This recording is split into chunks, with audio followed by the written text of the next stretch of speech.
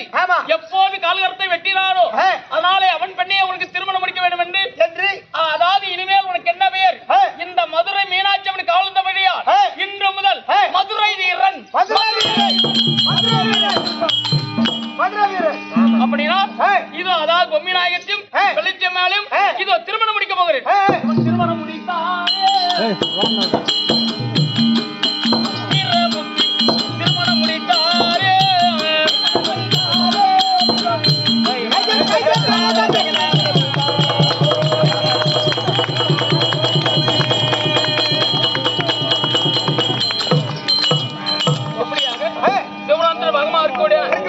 மதுரை சுவாமி நாடகமாடி முற்றி வந்தது.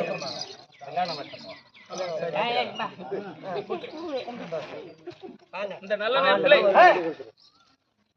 கொல்லூரை சேர்ந்த நமக்கு நண்பரா இருக்கும்படியான நமக்கு